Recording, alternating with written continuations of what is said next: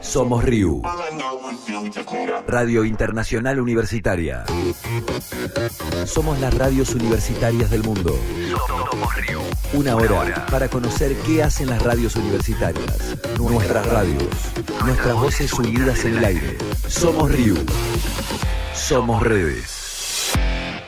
IPN, Instituto Politécnico Nacional de México, para Somos RIU. Policiencia. La ciencia que hacemos en el Instituto Politécnico Nacional.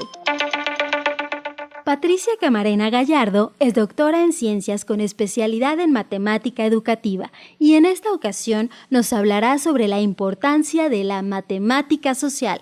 Escuchémosla. Voy a platicarles un poco de lo que es la línea de investigación que se denomina matemática social. Porque, como ustedes saben, la matemática, yo siempre he dicho que es, los alumnos la viven como la pastilla amarga que tienen que tragar.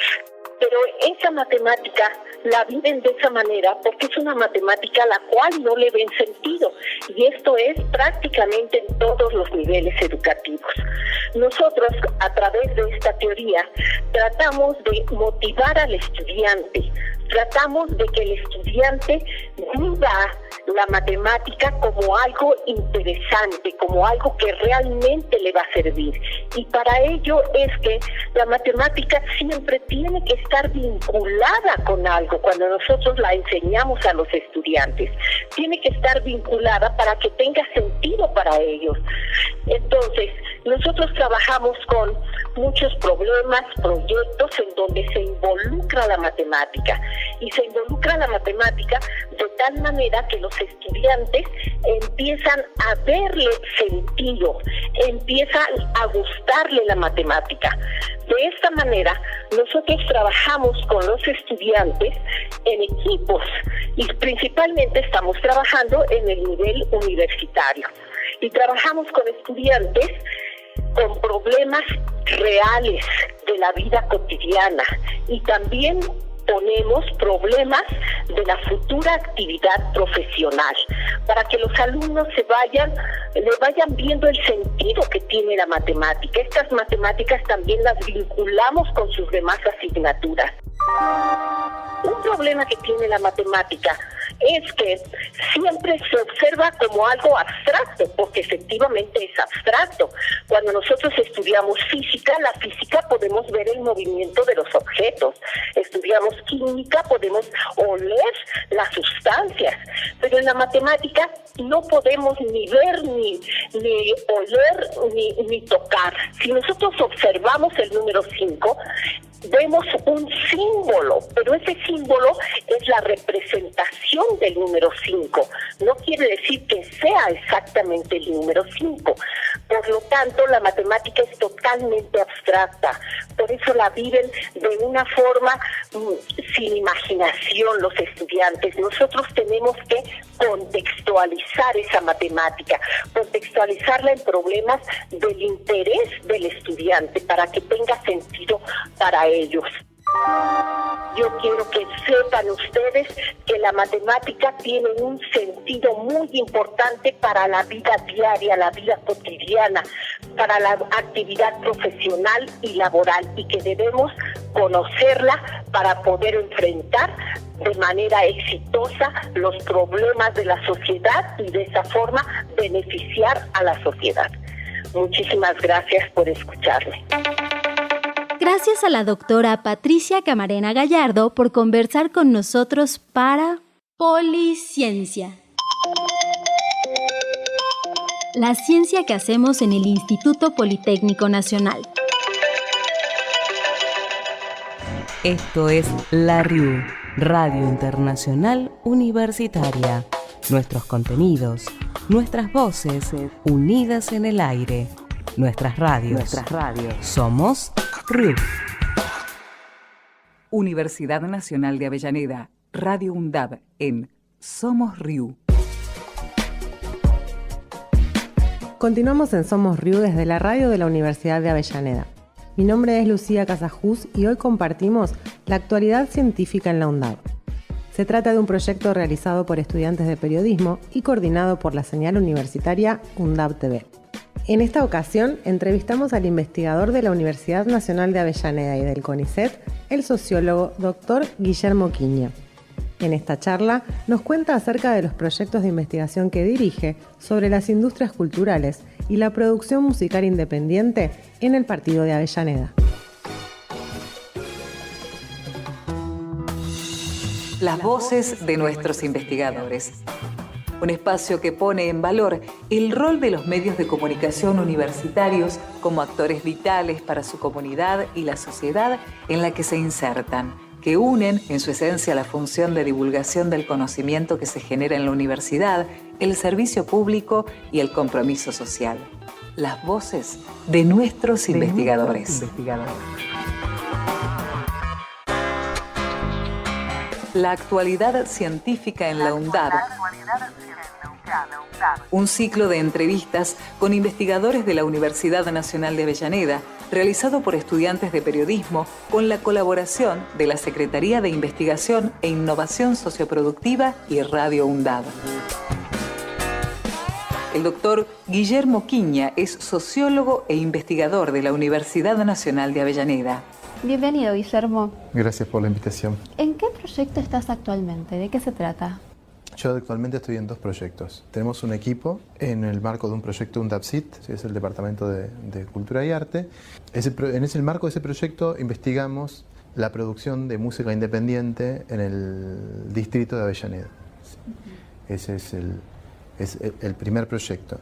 El otro es un proyecto de la producción de música independiente desde la perspectiva de lo que se considera como el trabajo creativo, que es una noción en discusión en los últimos tiempos, que va, digamos, tomando cosas del otro proyecto. Son proyectos que dialogan bastante uno con el otro, pero este tiene más el foco en la cuestión de las condiciones de trabajo, en las posibilidades de trabajo, en los modos en los que se desenvuelve ese trabajo de los músicos en particular. ¿Sí? El otro es un proyecto más general sobre los distintos actores que intervienen en la música independiente en Avellaneda. Estoy hablando del UNDABCIT, ¿sí?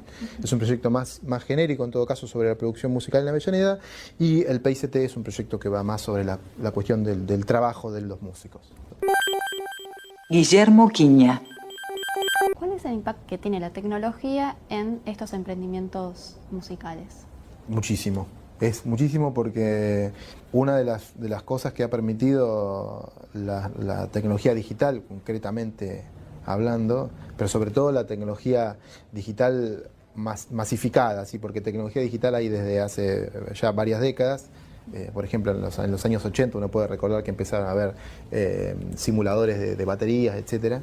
Sí, pero efectivamente en los últimos, no sé, pensemos en el 95, por no poner una fecha, digamos, pero hacia fines de los 90 empezaron a surgir muchísimos sellos independientes y muchos emprendimientos editoriales, discográficos de los propios músicos, gracias a que las nuevas tecnologías abarataron en gran medida ese proceso. El proceso de música se conforma por, primero, digamos, lo que es la preproducción, el armado de un proyecto, la producción, que es poner en marcha ese proyecto, y la postproducción, que es difundir el material, o terminar de masterizarlo, difundirlo, distribuirlo. Por un lado, te la contesto en 2 pasos. Por un lado, es digamos, fundamental para la supervivencia de la música independiente el gran impacto que tuvieron las nuevas tecnologías digitales. Pero por otro lado, una de las cosas que a nosotros también nos interesa indagar en los 2 proyectos es cómo muchas veces hay cierto sentido común acerca de las posibilidades que brindan las nuevas tecnologías, porque efectivamente en estos 3 momentos de la música que comentaba, preproducción, producción y postproducción, un poco lo mismo que pasa en el ámbito de audiovisual, etc. Si separamos esos 3 grandes momentos y uno se fija en cuáles efectivamente más han incidido las nuevas tecnologías, en el caso de la música independiente, donde más ha incidido es en el momento de la grabación, ¿sí? Porque uno puede grabar con una computadora y procesar con computadora, y en el momento de la difusión. Pero en el momento del ensayo sigue siendo fundamental contar con una sala.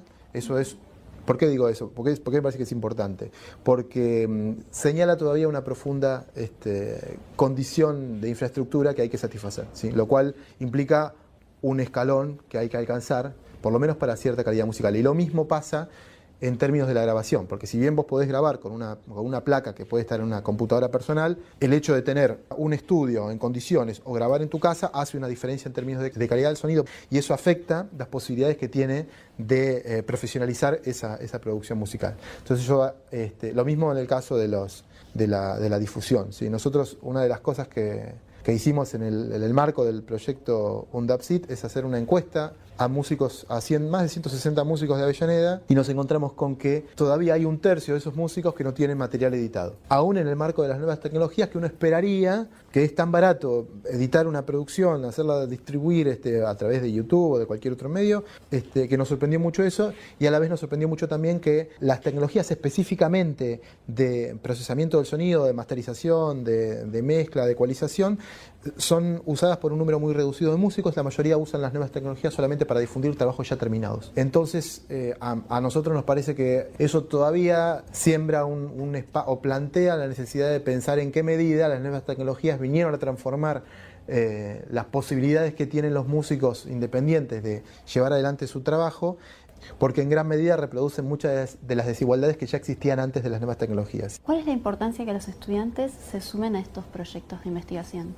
Para mí es central en términos en los cuales facilita que los estudiantes tengan una aproximación con el mundo empírico de la gestión cultural. Nosotros estamos en la carrera de gestión cultural.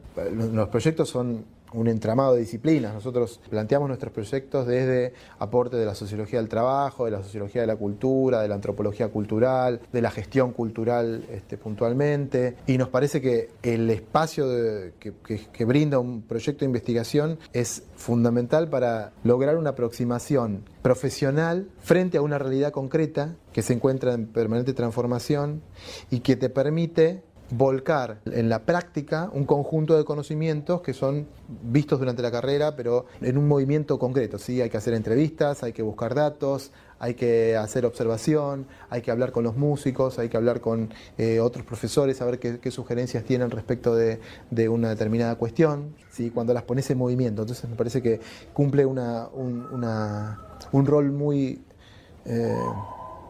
enriquecedor en cuanto a la formación del gestor cultural, ¿sí? O del estudiante en términos generales. Digo el gestor cultural porque estamos en la carrera de gestión, pero cumple un rol central en la formación académica, la participación en proyectos de investigación, ¿sí? Por las distintas tareas que involucra, porque te obliga a leer, te obliga a escribir, te obliga a compartir lo que haces, a establecer contacto con otros actores, a quienes vos estás entrevistando o observando, o estableciendo distintos vínculos en relación con algún objeto concreto, como en este caso es la producción musical independiente, ¿no?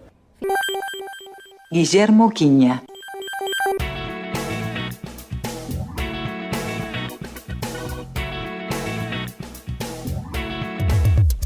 Somos RIU.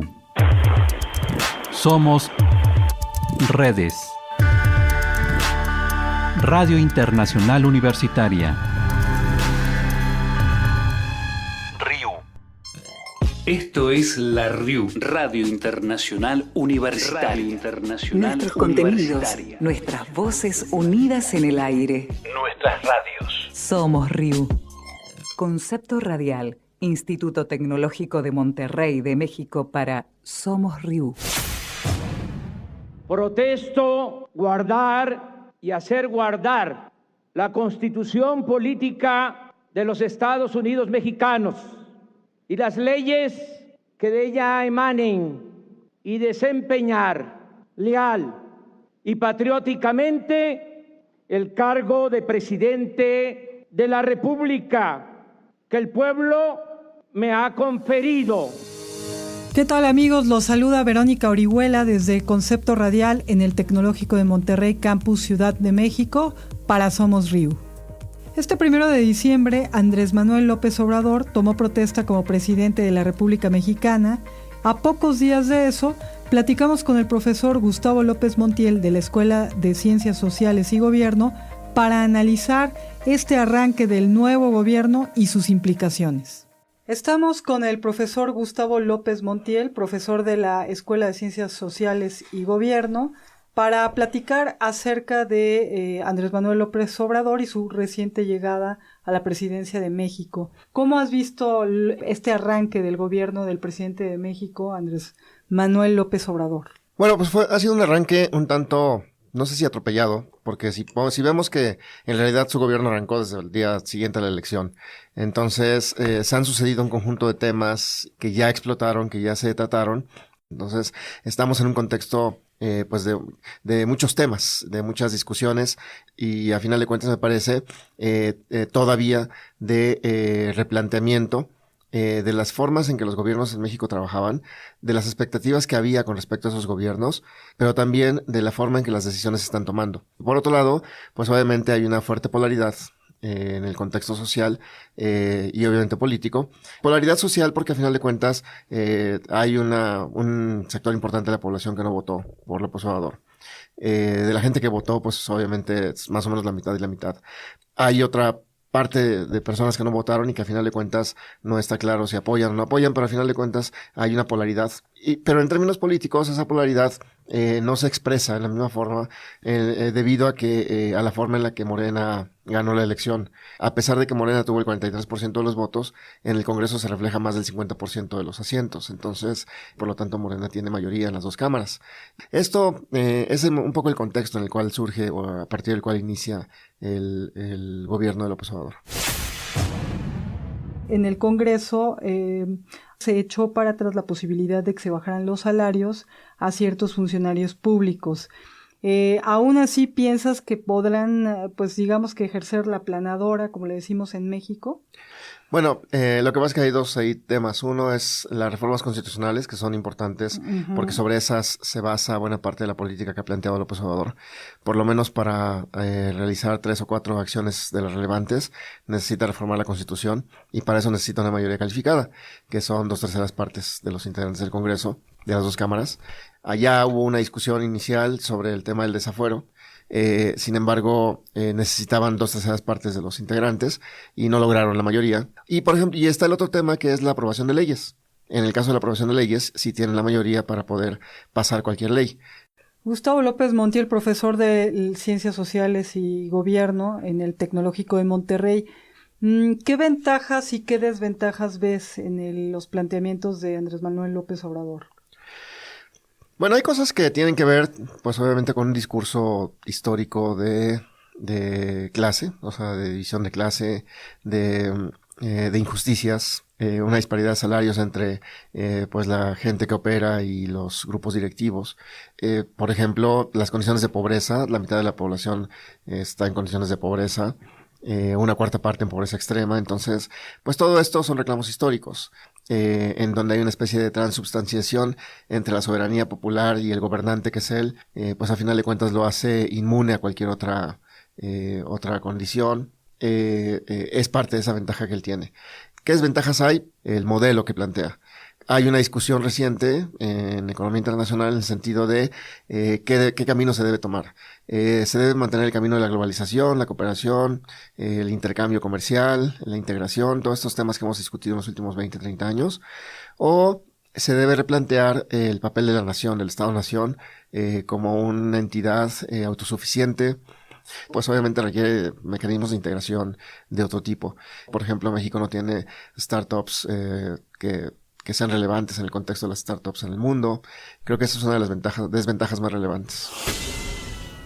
De todo esto que me dices, ¿sería López Obrador un presidente netamente populista? Creo que sí, o sea, utiliza...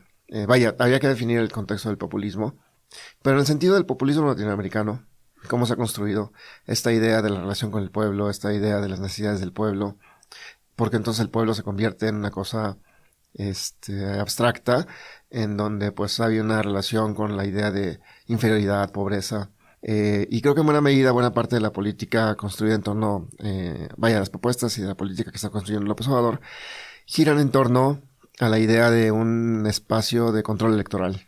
Creo que el objeto de López Obrador en ese sentido es ver a la gente como votantes. Y creo que buena parte de la política, como se ha construido, las propuestas que ha hecho, por ejemplo, este tema de duplicar la pensión a las personas adultas mayores, generar varios millones de becas para jóvenes que no trabajan y que no estudian, es decir, todo este tipo de programas pues a final de cuentas lo que hace es abrir la posibilidad, o mantener más bien la posibilidad, de afianzar esta política clientelar por mucho más tiempo del que normalmente se había pensado, ¿no? Gustavo López Montiel, profesor de Ciencias Sociales y Gobierno, en este análisis que hacemos de la llegada de López Obrador, cabe también preguntarnos sobre la política internacional. Bueno, también hay una perspectiva ahí, a ver, si pudiéramos ubicar la perspectiva de López Obrador, él es un realista, obviamente. Pero aquí hay un tema importante, en términos internacionales, los realistas dicen que la mejor política externa es la política interna. Y la idea es, lo que hacemos nosotros aquí es lo que determina lo que hacemos fuera.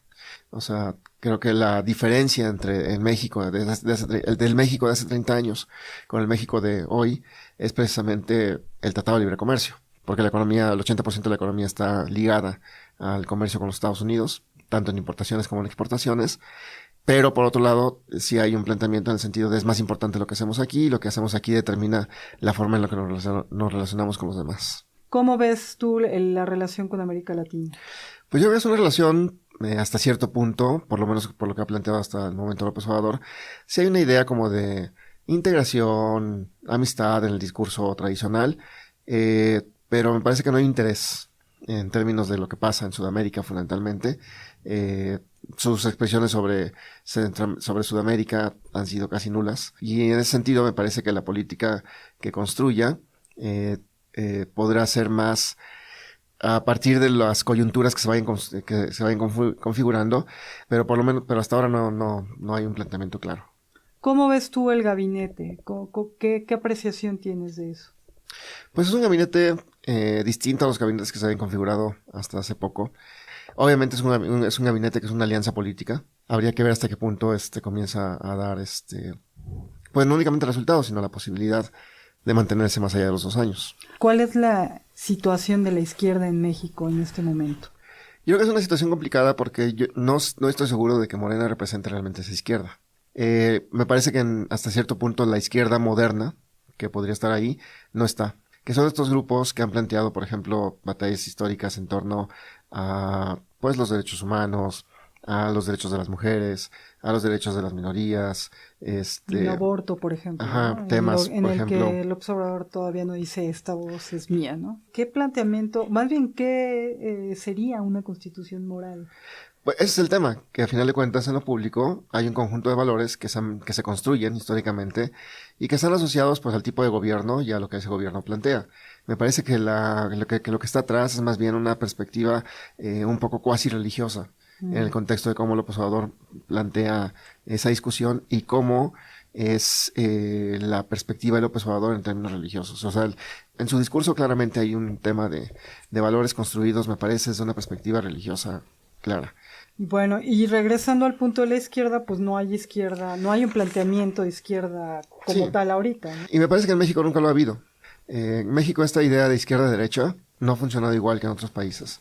Por ejemplo, en Europa, un partido de derecha siempre pediría bajar impuestos y un partido de izquierda siempre pediría subir impuestos. Precisamente porque la izquierda se identificaba con una idea de redistribución, mientras que la derecha se identificaba con una idea de distribución desde la sociedad.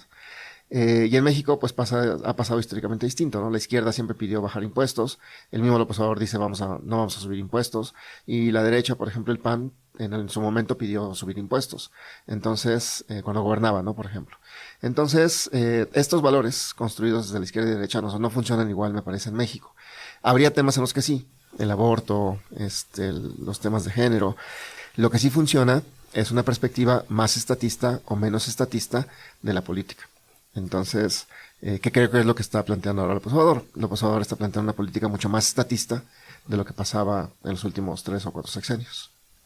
Te agradezco mucho, Gustavo López Montiel, profesor de la Escuela de Ciencias Sociales y Gobierno del Tecnológico de Monterrey, en la región Ciudad de México.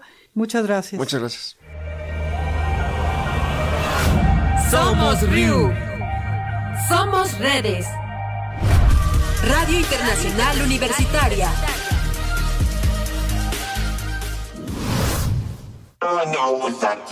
Somos RIU, Radio Internacional Universitaria.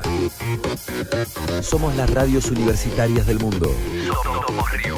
Una hora para conocer qué hacen las radios universitarias, nuestras radios, nuestras voces unidas en el aire. Somos RIU.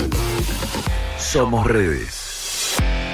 Onda Campus, Universidad de Extremadura, España, en Somos RIU.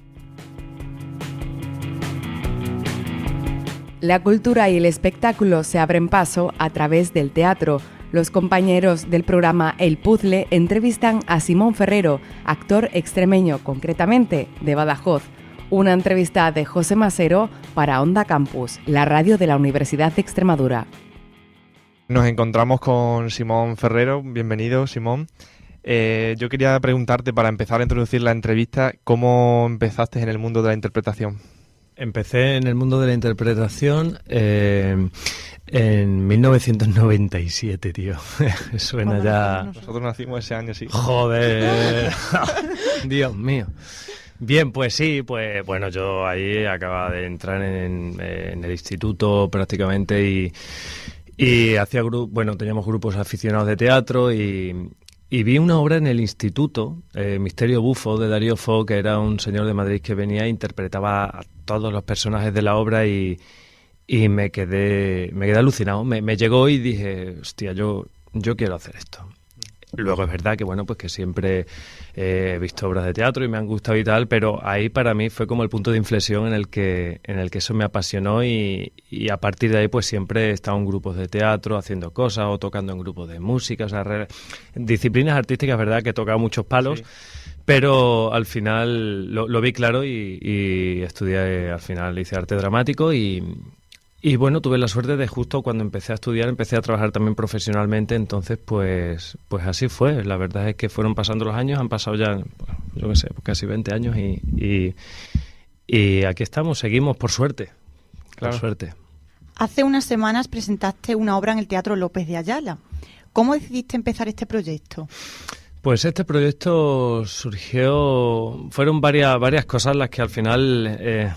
convergieron allí, ¿no? Realmente yo tengo la productora, el Avispero Producciones y hace 6 años empezamos, he trabajado para casi todas, muchísimas compañías extremeñas y algunas nacionales y fundamentalmente en teatro, ¿no? Entonces las obras que habíamos hecho nosotros con el Avispero eran infantiles, de medio formato, con una factura visual potente y tal, pero sí es verdad que llevábamos ya 2 montajes con el espectáculo infantil y el cuerpo ya me estaba pidiendo un poquito de drama, ¿no?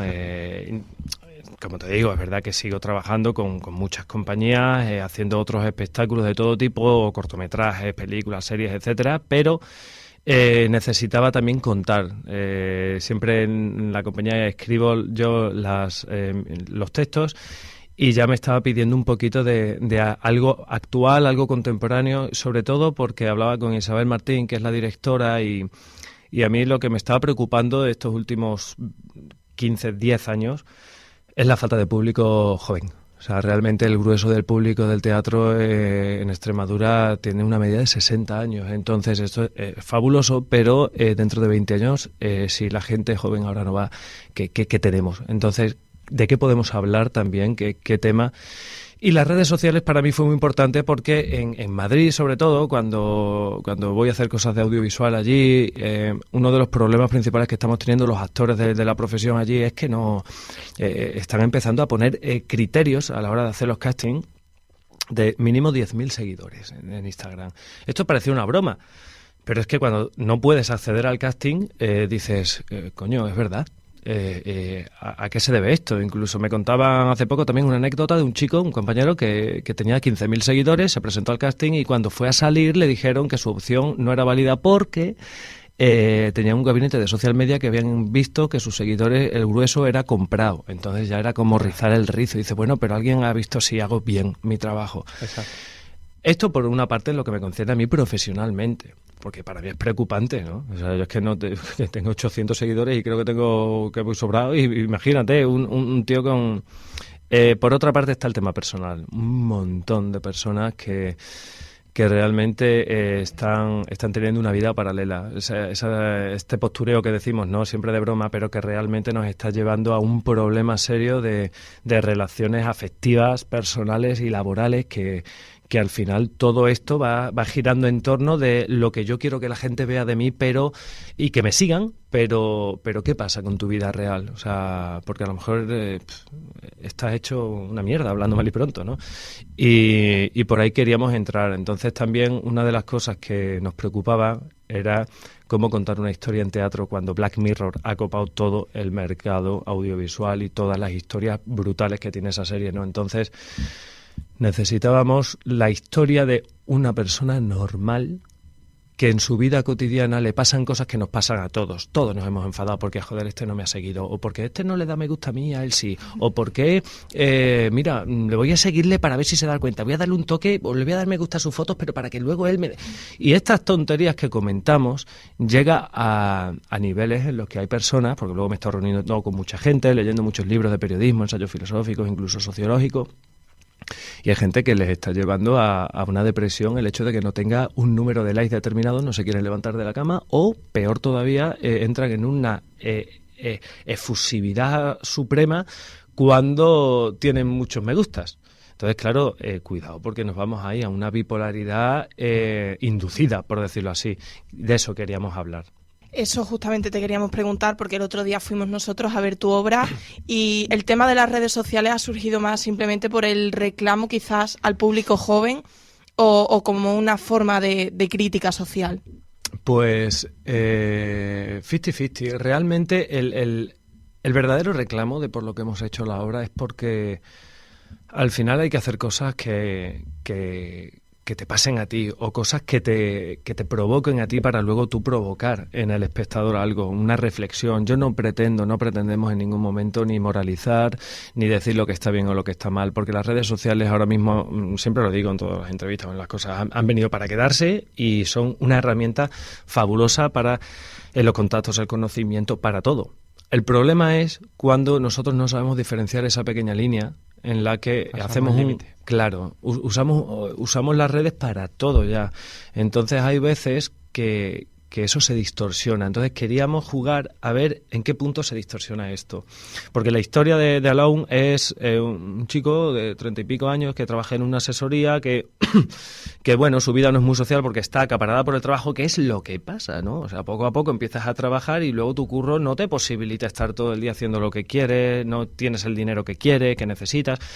Entonces, las redes le abre este abanico de posibilidades en los que puede ser un influencer sin realmente tener amigos. Entonces, y hay muchos casos, ¿no? De hecho, a veces me ha pasado, yo creo que a todos, ¿no? Hablas con gente que tiene miles o decenas o cientos de miles de seguidores que dices, bueno, esta persona tiene que ser... Son personas a lo mejor que están retraídas, que no... Socialmente me refiero, no todas, obviamente, pero hablo de particulares que te llama la atención y dices... Yo pensaba que que este tío era... Entonces, claro, estamos jugando con el juicio de las personas, la capacidad, que esto también nos interesaba contar, la capacidad de esta gratuidad que tenemos a la hora de insultar, de buscar cabezas de turcos, de intentar volcar el odio sobre una persona para relajarnos nosotros o para sentir que nosotros somos menos mierdas que la otra persona. Entonces, todo esto es una cosa que pasa todos los días. Y que quizás si lo contamos de una forma cotidiana hay una simpatía y una empatía desde el punto de vista, bueno, sí, yo también, pero al final había gente que me decía, no, yo al principio me reía, digo, bueno, mira, y a veces se iban riendo y dice, es que me estoy riendo, pero creo que no debería. Y esa incomodidad es lo que creo que provoca la reflexión. Muy bien, pues muchísimas gracias, Simón. Nos gustó muchísimo la obra y por eso te quisimos entrevistar. ¡Jo, qué alegría! Así que nada, muchas gracias por estar con nosotros hoy. Muchas gracias a vosotros.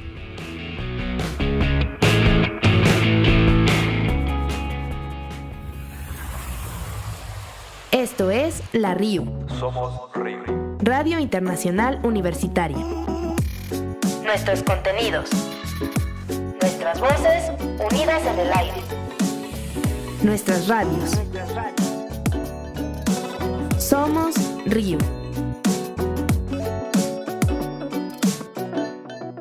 Universidad Nacional de Tierra del Fuego, en Somos RIU. Somos RIU. Somos redes. Somos Radio Internacional Universitaria. Desde el fin del mundo o desde el principio de todo, Radio Universidad Nacional de Tierra del Fuego, uniendo territorios. Compartimos la entrevista realizada al Dr. Mario Rovere, ex viceministro de Salud de la Nación y actual director de la Diplomatura en Salud Pública y Salud Comunitaria que dicta nuestra Casa de Estudios. Y en este marco, esto que usted acaba de relatarnos muy bien, ¿cómo trabajamos desde la universidad? ¿Por qué esta diplomatura se vuelve tan necesaria o esta especialización se vuelve necesaria en localidades alejadas de los centros, en la periferia como estamos? Totalmente. Bueno, yo tengo, lo primero que quisiera decir es una enorme emoción por el aumento demográfico y territorial de la universidad pública en la República Argentina. Digamos, eso es algo que me llena de orgullo, digamos.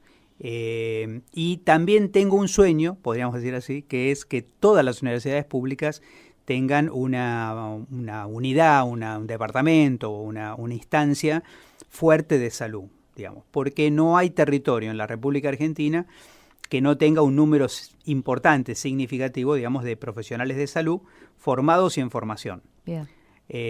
Cuando uno piensa cosas como, por ejemplo, cómo radicar profesionales de salud en la provincia, bueno, que tengan posibilidad de formación o incluso que tengan posibilidad de debería ser ser una profesores. Política pública de las provincias. Forma parte, digamos, me pasó en la época que estaba en la Universidad de La Matanza, de ir a agradecerle en ese momento a la directora de capacitación de una jurisdicción, y la directora me decía, no, la agradecida soy yo, porque desde que usted tiene sus alumnos, digamos, en este centro de salud, los profesionales se quieren quedar, digamos, ¿no? Es decir, que produce un efecto de erradicación. Sí, porque de repente uno piensa, digamos, bueno, me volvería a los grandes centros urbanos, Rosario, Buenos Aires, Córdoba, claro, porque allá hay universidad. Y puedo crecer profesional. Acá también tenemos universidad. Exactamente. Y la posibilidad de que los profesionales de la medicina que radican tanto en Ushuaia como en Río Grande puedan seguir perfeccionándose, profesionalizándose y actualizando conocimientos por sobre todas las cosas. Totalmente. De la misma manera, así también lo ha entendido, digamos, el Ministerio de Salud de la provincia.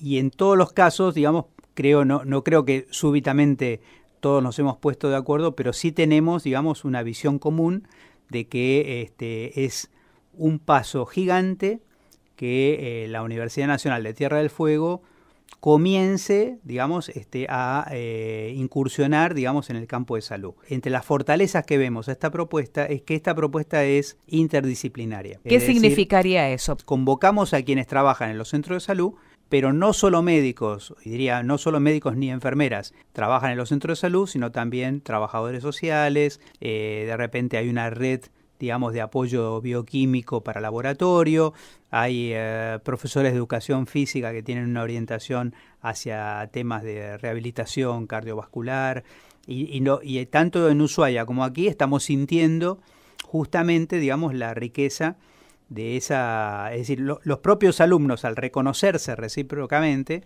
empiezan a decir, bueno, el equipo de salud era más grande de lo que yo creía, claro, digamos, porque van apareciendo siempre alguna profesión nueva. Esto es la RIU, Radio Internacional Universitaria. Nuestros contenidos, nuestras voces, unidas en el aire, nuestras radios. Somos RIU.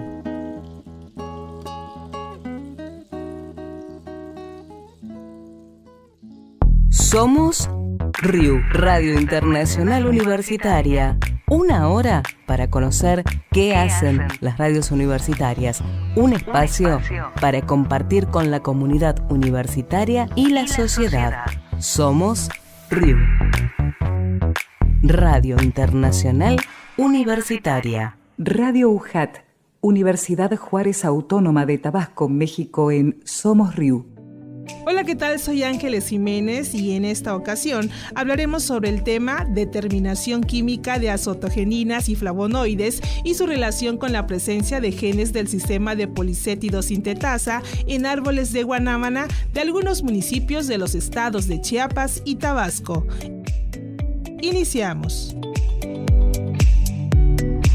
En este trabajo se buscará determinar la presencia de los genes que regulan los procesos enzimáticos del sistema de policetidosintetasa, así como la identificación y cuantificación química de acetogeninas y flavonoides en plantas de guanábana en los estados de Chiapas y Tabasco, contribuyendo así con el conocimiento de los mecanismos, funcionamiento y expresión genética de las acetogeninas y flavonoides en la guanábana. Aunque existen varios estudios del uso medicinal, contenido fitoquímico y nutricional, no existen suficientes estudios relacionados con el conocimiento de los mecanismos de biosíntesis y de los mecanismos de regulan de la expresión genética de dichos compuestos, por lo que este trabajo tiene como fin contribuir al conocimiento genético y fitoquímico de la guanábana por medio de la comprobación de la presencia de acetogeninas y flavonoides, así como la identificación de los posibles genes del sistema de policetidosintetasa, que podrían ser los posibles precursores de la biosíntesis de acetogeninas.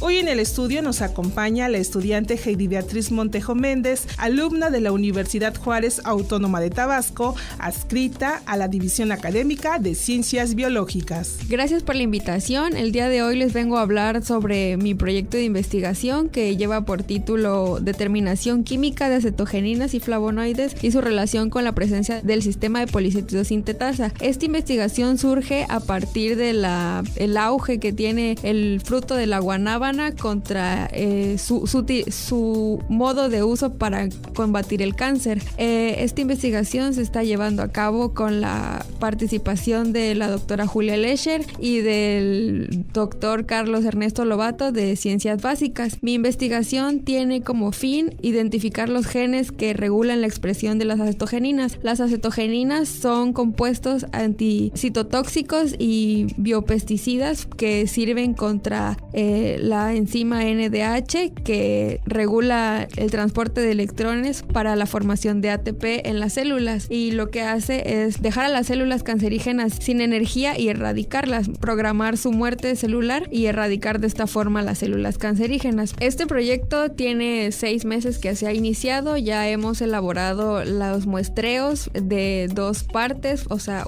un muestreo para la parte molecular y un muestreo para la parte genética, para la parte química.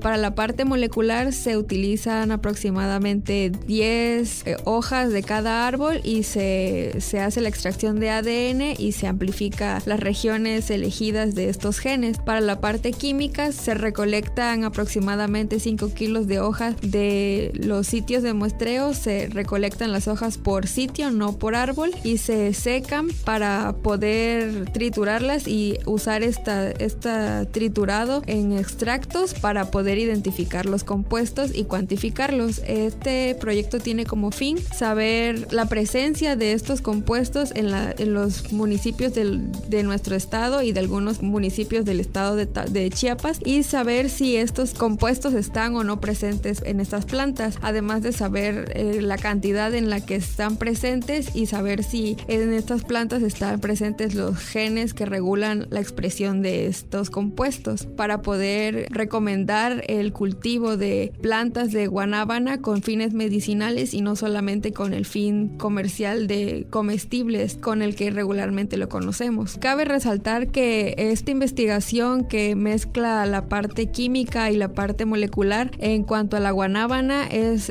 una de las primeras en nuestro estado en cuanto al estudio de la guanábana. Regularmente en otras partes del mundo se tienen muchos estudios químicos acerca de diferentes compuestos presentes en la guanábana que igual tienen beneficios medicinales, pero no se tiene un estudio concreto acerca de los genes que pueden llegar a servir como reguladores de estos compuestos. Esta investigación ya tiene 6 meses de haberse iniciado. Planeamos terminar la parte de laboratorio en estos próximos 6 meses y tener resultados para el final de este tiempo y ya tener los resultados, pero planeo seguir profundizando profundidad esta investigación con otras variedades tal vez de otros estados y otras variedades en otras partes del mundo que también están llevando a cabo estudios, pero no tanto de la parte genética, sino de la parte de variedades y de las versiones químicas. Entonces, hacer el complemento de llevar estos dos campos de estudio, químicos y moleculares, para poder tener más información acerca de esta planta que tiene tanta importancia medicinal. También podría destacar que, así como yo, otros jóvenes que estén estudiando licenciatura podrían encaminarse en la investigación de otras plantas que son muy importantes en cuanto al cultivo en nuestro estado, y que no por el hecho de que se escuche tan rembumbante el tema no lo puedan hacer, sino que con el asesoramiento adecuado todos pueden contribuir con el conocimiento básico de la riqueza que puede tener nuestro estado. Muchas gracias por la invitación y espero pronto estarles compartiendo mis resultados. Gracias a la estudiante Heidi Beatriz Montejo Méndez por haber aceptado esta invitación. Yo soy Ángeles Jiménez, nos escuchamos en una próxima emisión.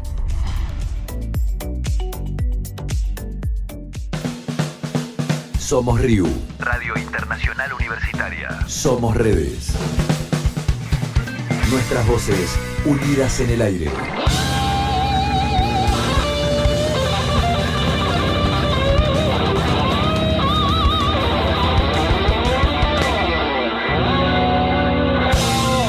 Somos RIU.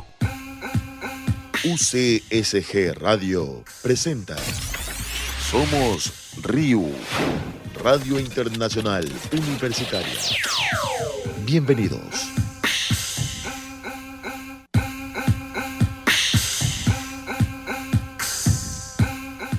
¿Qué tal, amigos de Somos RIU? Los saluda Denise Gonzaga Landín de Guayaquil, Ecuador, en representación de la Universidad Católica de Santiago de Guayaquil, para llevarles a ustedes este programa, donde precisamente queremos que en todos los rincones del mundo conozcan cuál es la labor investigativa de nuestro Centro de Estudios Superiores a través de un medio como lo es la radio. Hoy les vamos a presentar un extracto del programa I100, dedicado a la difusión de las investigaciones científicas de la UCSG, conducido por la doctora Irene Treyes. ¿De qué se trata esto? Bueno, pues lo vamos a conocer a continuación, aquí en Somos RIU. Vamos a estar conversando sobre justamente la tesis doctoral de la doctora Mónica Palencia, presupuestos para el redimensionamiento teórico del deber objetivo de cuidado en Ecuador. Bienvenida, doctora. Muchas gracias, Irene. Un placer estar aquí con usted y con todos ustedes en esta hermosa radio.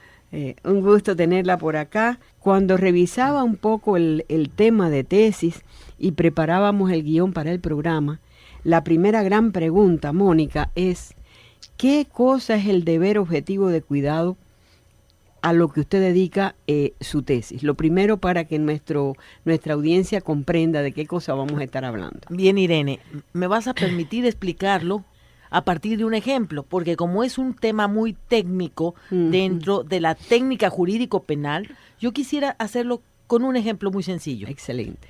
Cuando tú coges tu carro y te vas a ir a Salinas, pongamos ese ejemplo, tú te vas a Salinas y tú tienes que revisar si el carro va con agua, si el carro tiene los frenos en buen estado, si el carro está bien en su parte mecánica, y no simplemente si el carro tiene gasolina. Tu deber objetivo de cuidado es justamente no solo pensar en que tenga gasolina, que es con lo que tú llegas, sino pensar en que el carro tenga los frenos adecuados, porque no solo estás pensando en ti, sino en los otros. Entonces, el deber objetivo de cuidado viene a ser ese aspecto externo de la conducta en donde tú le comunicas, le das sentido a todos los actos de tu vida y les dice a los demás: tu vida me importa, tus bienes me importa, tu integridad física me importa. Por lo tanto, cada una de mis acciones desde la cotidianidad o desde el ámbito profesional las voy a hacer comunicándote que me importan. Y ahí viene la importancia del deber objetivo de cuidado, que en cada uno de los eventos en los que intervenimos los seres humanos tengamos la delicadeza suficiente para pensar en las consecuencias de lo que hacemos, prevenir los resultados lesivos o dañinos, para que se me entienda con mayor claridad, y ver las probabilidades, advertir esos resultados y después situarnos mentalmente en el caso concreto y decir, yo estoy apto para intervenir, ejemplo, un médico, estoy apto para operar, más allá de que tengan mi cartón, mi título que me diga que puedo hacerlo. Yo, mujer, abogada, con todos los cartones de abogada, ¿estoy apta para intervenir en un caso de defensa penal? Esa es la reflexión que proponemos sea hecha con total responsabilidad. Y a eso se llama deber objetivo de cuidado, el aspecto externo de la conducta. Yeah. Y aclaro que esto no es un concepto que sea acogido por todo mundo. De hecho, nosotros hacemos la crítica, porque el deber por naturaleza siempre y necesariamente es subjetivo. Pero finalmente, claro, queremos un derecho que no sea un derecho sancionatorio, a pesar de que esto se observa desde lo penal, sino que queremos la promoción de la legalidad y la prevención del delito. Prevención. Sí, prevención del delito, y algo yo me voy a una etapa todavía superior en mi psiquis, que yo llamo la promoción de la legalidad, y todavía más la promoción de lo justo, que es bien complicado que lograr. Tiene mucho que ver, digamos, con un valor cultural que debiera estar generalizándose en la sociedad. Bueno, el derecho ante todo es cultura. Doctora, ¿y usted va a hacer llegar esta tesis o ya la ha hecho llegar a determinadas autoridades que tienen que ver con la capacidad de legislar o de mejorar la legislación en torno al tema? Hemos hecho una incipiente labor de lobby. Hemos mandado ya nuestra tesis por correo electrónico a quienes consideramos tienen una influencia determinante en las potenciales reformas, además de que ya está publicada en la página web de Red de Universidades al que pertenece la Universidad de La Habana, y hemos hablado ya con algunos legisladores haciendo una propuesta concreta. Nos parecía muy atrevido empezar a proponer textos de ley, porque como tú sabes, Irene, y sé que tiene que ser producto de un consenso social. Así es. Pero sí podemos dar ideas y recopilación desde lo científico, desde lo doctrinal, desde lo legal y además desde lo filosófico de cómo se ha venido tratando el tema. Bueno, amigos, muchísimas gracias, doctora Palencia, por estar en el programa. Agradecemos la presencia de la abogada Mónica Palencia, ya PhD, con quien establamos esta conversación en torno a su tesis doctoral, Presupuestos para el redimensionamiento teórico del deber objetivo de cuidado en el Ecuador. Damos por finalizado el programa. Hasta la próxima semana, amigos. Nos vemos. Con nosotros será hasta la siguiente semana y recuerden que en UCSG Radio también somos RIU. UCSG Radio presentó Somos RIU, Radio Internacional Universitaria.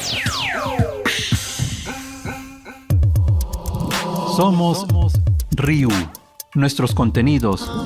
Nuestras voces unidas en el aire. Nuestras radios. Somos RIU. Radio Internacional Universitaria. RIU. Red de redes. Radio Internacional Universitaria.